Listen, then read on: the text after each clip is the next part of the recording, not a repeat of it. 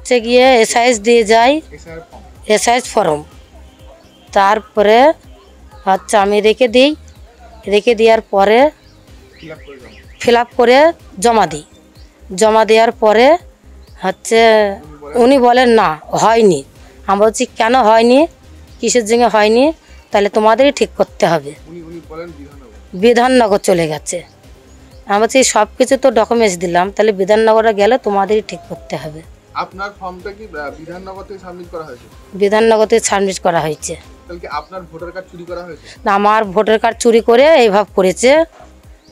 কারা করেছে বা কিছু কারা করেছে এটা বলতে পারবো না। দুজন বাংলাদেশি মহিলা বা কি এরকম এসেছিল কিনা কোন একটা বিষয় বলুন। তা আমি তো অত জানি না, বাংলাদেশি কোথায় জিজ্ঞাসা করেছে, এইটাই জিজ্ঞাসা করেছি। এখানে কি এসেছিল আপনার বাড়িতে? হ্যাঁ, দুটো মহিলা এসেছিল। তারা কি জিজ্ঞাসা করেছিল আপনাকে? কি জিজ্ঞাসা করছে? বলছে ভোট তুলছে কারা। আমি বলছি ভোট কারা তুলবে। দিয়ে তারপরে আমি বলছি আমি তো জানি না তো, এখানকার বউ আমি, তাহলে ওই পাড়ার দিকে যাও, গিয়ে দেখে এসো। ওখানে আপনার নাম ঠিকানা জিজ্ঞাসা করেছিল? হ্যাঁ, নাম ঠিকানা জিজ্ঞাসা করেছে। কি মনে হলো যে তারাই এরকম করতে পারে? হ্যাঁ, তারাই এরকম করেছে, নাহলে তো আমাকে এতদিন তো ওটা মনে করেনি কেউ। তারা কি বাংলাদেশি বলে মনে হয়? হ্যাঁ, আমার মনে হচ্ছে বাংলাদেশের মতো লাগছে। তাহলে অ্যাকচুয়ালি আপনার ভোটার কার্ডটা কি হলো, কি শেষমেশ কি সমস্যা হলো? বিধাননগর থেকে কি করা হয়েছে? বিধাননগর থেকে এখন কি করা আছে ওইটা তো দেখছো, ওই জায়গার থেকে দেখে আমাকে বললো ভোটার কার্ডটা চুরি করে কেউ বিধাননগর থেকে সাবমিট করেছে। এখন তো আপনার ফর্ম সাবমিট হচ্ছে না। না, আপনি কি চাইছেন? আমি তো এই জায়গায় থাকার চেষ্টাই করছি, আমার তো সব কিছুই ডকুমেন্টস এখানে। এখানকারই বাসিন্দা? আমি এখানকারই বাসিন্দা, আমার স্বামীটা আমি সবাই আছে। 2002 সালের লিস্টে নামও তো আছে? হ্যাঁ, নামও আছে। আবার হচ্ছে আমার বাবার বাড়ি হচ্ছে গিয়ে টিয়াবালি, শান্তিপুরের টিয়াবালি। তাদেরও নাম আছে? হ্যাঁ, তাদের নাম আছে। আমার বাবা মারও ডকুমেন্টস আছে ওতেই।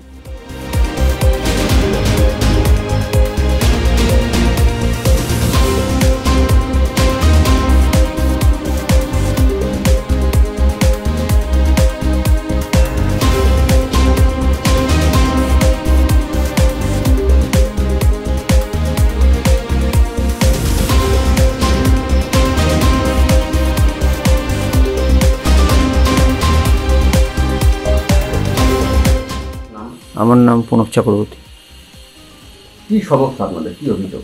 অভিযোগ হচ্ছে আমরা প্রথমে 4টে এসআইআর ফর্ম পেয়েছিলাম, তারপর 4টে ফিল আপ করে জমা দিই। কিন্তু আমার ভাই বউ, আমার ভাইপোর, কিন্তু আমার ফর্মটা ওই করে যখন অনলাইনে জমা দিই তখন আমার ফর্মটা আরেকজনের নামে এন্টালিতে জমা পড়ে যায়। তাই আমার ফর্মটা আবার পুনরায় ব্যাক চলে আসে। আর আমার ভাইয়ের ফর্মটা যে জমা পড়েছিল কিন্তু কী কারণে রিজেক্ট হয়ে ব্যাক চলে আসে সেটা আমরা আর বুঝতে পারিনি। এই হচ্ছে ব্যাপার। আর দুজনের ফর্ম যা আছে ঠিক আছে। আপনারা কবে থেকে ভোট দিচ্ছেন?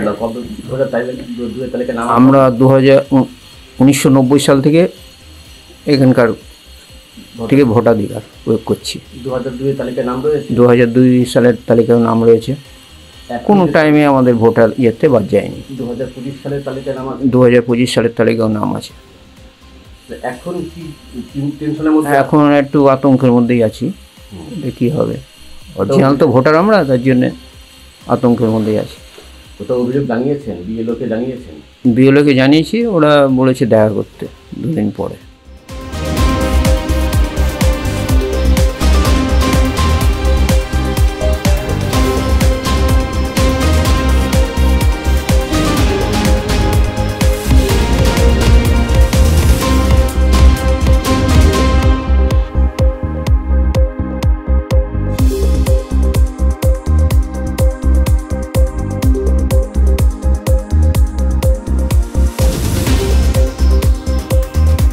কৃষ্ণনগরের অরণ্যের বহুবাজার এবং চাপটা দুধখোলাতে দেখা যাচ্ছে যে তারা ইনিউমারেশন ফর্ম হাতে পেয়েছেন, ফিল আপ করে যখন বিএলওকে জমা দেন, অনলাইনে আপলোড করতে গিয়ে দেখা যাচ্ছে অলরেডি সেগুলো অন্য কোথাও থেকে আপলোড করা হয়েছে এবং তারা ফর্ম ফিল আপ করতে পারলেন না। এটা নিয়ে কি বক্তব্য?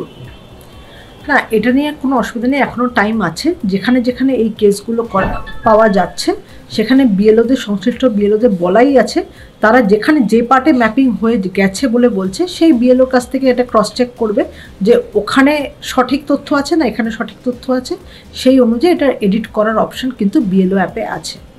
কিন্তু কোনো চিন্তা তাহলে কারণ নেই?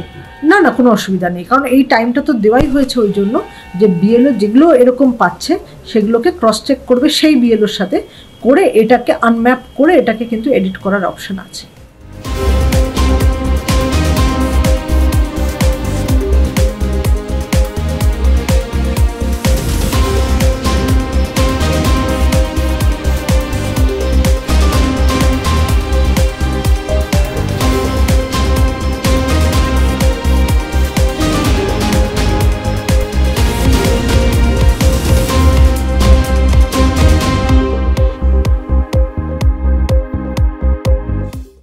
আমাদের ভিডিও ভালো লাগলে লাইক এবং শেয়ার করুন। কমেন্ট সেকশনে গিয়ে জানান আপনাদের মতামত। আরও ভিডিও পেতে আমাদের চ্যানেল সাবস্ক্রাইব করুন এবং প্রতি মুহূর্তে খবরের আপডেট পেতে প্রেস করুন বেল আইকন।